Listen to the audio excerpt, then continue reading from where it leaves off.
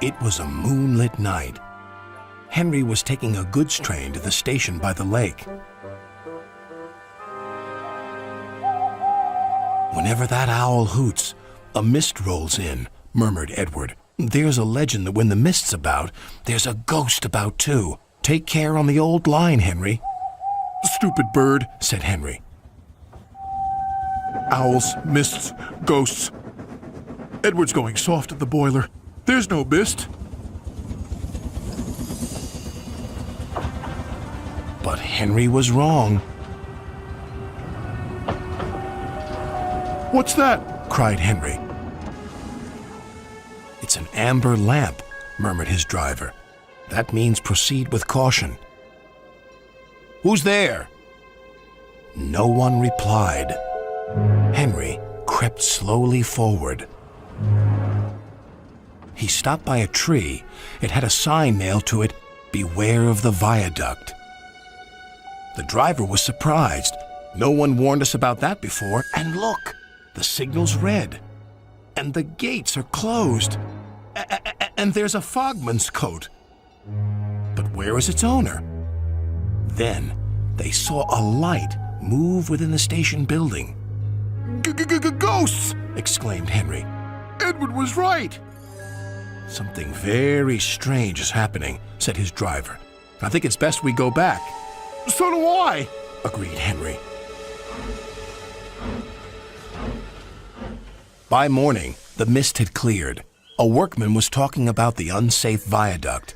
"Lucky you didn't cross it last night." "Yes, but we don't know who warned us," replied Henry's driver. Later that day, he spoke to Henry. "The viaduct has been repaired. We can take our train back along the old line tonight." Henry really didn't want to. But when nightfall came, he was sizzling nicely. Suddenly, an owl hooted, and then Gordon thundered by. "Oh, look, Henry's spooked," said a freight car. "Be quiet," snapped Henry. "I'm not scared." But he was.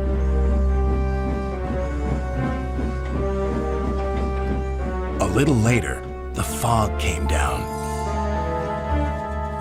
As they approached the same area, they saw the amber light again.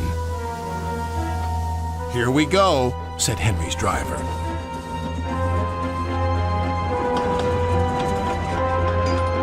Then, unknown to Henry, the gates mysteriously closed by themselves, and the signal went red.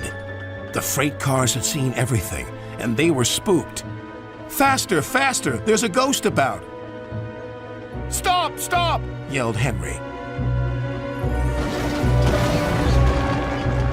A mysterious figure watched Henry go by. Ahead was a landslide blocking the line. Henry braked hard, but the freight cars hit some of the rubble and plunged into the ravine.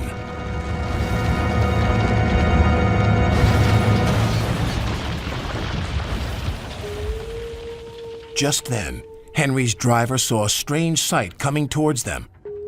"What's that?" he said. The fireman laughed. "That's our ghost. It's Old Bailey, the fogman."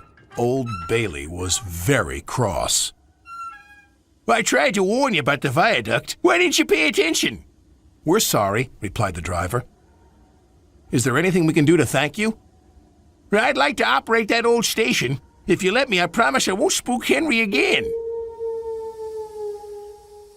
And in a little while, Old Bailey's wish was granted.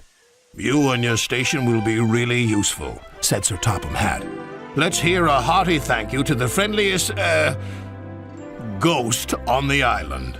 Everyone cheered, especially Henry, who was the happiest of all.